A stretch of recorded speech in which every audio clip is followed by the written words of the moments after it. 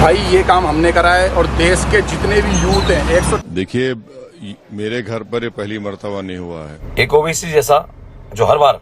अस्सलामुअलैकुम दोस्तों, real news 86 में आप सभी का स्वागत है। दोस्तों, बैरिस्टर असदुद्दीन अवैसी साहब के दिल्ली वाले घर के बाहर कुछ लोगों ने पोस्टर चिपका दिया है। इस पर लिखा है I stand with Israel, Bharat माता की जय, और लिखा है कि असदुद्दीन अवैसी साहब की सांसद सदस्य रद्द करे। जब से असदुद्दीन अवैसी साहब ने पार्लियामेंट में जय फ़लस्तीन कहा है, तब से इन लोगों को मिर्ची लग गई है। अवैसी साहब ने उनके घर पर हुए हमले को लेकर कुछ कहा है, वो मैं आपको वीडियो में लास्ट में बताऊँगा। इन लोगों का कहना है कि अवैसी साहब भारत माता की जय नहीं बोल रहे, लेकिन जय फ़लस्तीन ज़रूर बोल रहे। इन लोगों ने अवैसी साहब के घर के बाहर ये पोस्टर चिपकाया, लेकिन पुलिस इन लोगों को रोकने में नाकाम रही। बाद में पुलिस यहां पर आई और इन पोस्टर को यहां से निकाला। आप ये पहले वीडियो देखें। ये काम हमने करा है और देश के जितने भी यूथ हैं 140 करोड़ लोगों को इस काम को करना चाहिए। देश में हमें एमएलए, एमपी, पार्षद ये सब ऐसे नीचे नेता है तो भारत माता की जय ना बोले, इनके ऊपर सख्त कार्रवाई होनी चाहिए। ओबीसी हो गए, ओवैसी के ऊपर मन छोड़ दे, उससे कह दो ये मेरा वतन छोड़ दे, और मजहब है प्यारा जिसे देश से पहले वो इस मिट्टी में होना दफन छोड़ दे। बाद में दिल्ली पुलिस यहां पर पहुंची और इन पोस्टर्स को निकाला। आप यहां पर देख सकते हैं। दिल्ली AIMIM की एक टीम पार्लियामेंट स्टेट थाने पहुंची। असद अवैसी साहब के घर हुए हमले के लिए लीगल कंप्लेंट सौंपा और फौरन गिरफ्तार की मांग की। आप ये यहाँ पर वीडियो देखें। दिल्ली AIMIM टीम जो असद साहब के घर जो कायराना हरकत की लोगों ने, उसके खिलाफ हम सब पार्लियामेंट स्ट्रीट थाने पर कंप्लेंट कराने अभी हम जा रहे हैं और हम देखते हैं कौन आने वाला है। हमारे साथ हमारे दिल्ली के जनरल सेक्रेटरी साहब, पूरी टीम दिल्ली की, दिल्ली मजलिस पूरी तरह से विरोध करती है और इंशाल्लाह हम देखेंगे कौन आएगा। बड़े दुख की बात है, एक ओबीसी जैसा जो हर बार ये दिखाता है कि वो हिंदुओं से नफरत करता है। इस भारत देश में सांसद तो रहता है, लेकिन इस भारत देश को अपना नहीं मानता, लेकिन गजवा हिंद के लिए सपोर्ट करेगा। टर्की की गुलामी आज तक इनके दिमाग से नहीं गई है, जो फिलिस्तीन के लिए सपोर्ट में हमेशा खड़े रहते हैं।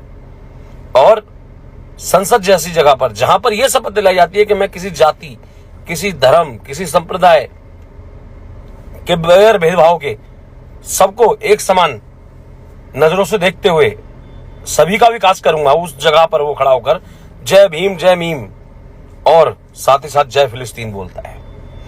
दुख जब हुआ जब वहां पर भारतीय जनता पार्टी के कुछ लोगों ने उसको विरोध नहीं जताया उसका। यह अच्छी बात है कि कुछ लोगों ने जय हिंदू राष्ट्र बोलकर, भारत माता की जय बोलकर, दीनदयाल उपाध्याय, मुखर्जी जी के लिए, डॉक्टर साहब के लिए, डॉक्टर हेडगेवार जी के लिए बोला, लेकिन विरोध नहीं किया।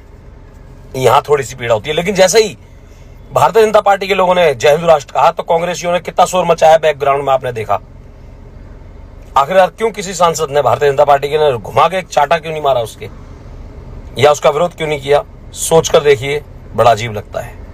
अवैसी साहब ने उनके घर को लेकर क्या कहा? उन्होंने कहा कि ये ऐसा पहली बार नहीं हुआ है, ऐसा कई बार हो चुका है। आप ये बयान सुनिए। कि देश में जो नरेंद्र मोदी की सरकार है और खुद प्रधानमंत्री इस तरह के लोगों को रेडिकलाइज कर चुके हैं।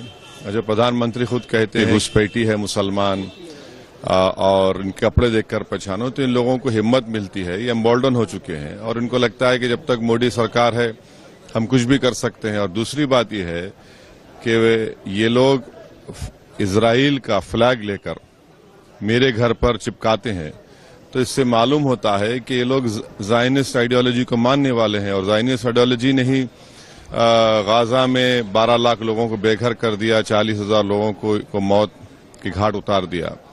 तो ये सब चीजें हो रही हैं। और अफसोस ये है कि जो दिल्ली पुलिस के हेडक्वार्टर के सामने मेरा घर है, इलेक्शन कमीशन ऑफ इंडिया मेरे पड़ोसी हैं, और उसके बावजूद भी एक शख्स आकर इंस्टाग्राम पे जो प्राइम मिनिस्टर का DM लगाता है, वो वीडियो बनाकर कहता है कि ये घर ओवैसी का है, और उसके 10-15 मिनट के बाद ये लोग आते हैं।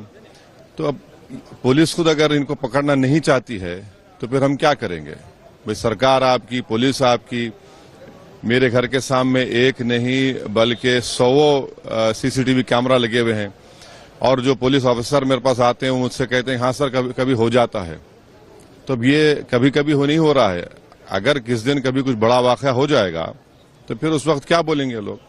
दोस्तों, आप लोगों की इससे मुताबिक क्या राय है हमें कमेंट में लिखकर ज़रूर बताना। चैनल पे अगर नया है तो लाइक कर देना, सब्सक्राइब कर देना और बेल आइकन ज़रूर दबा लेना।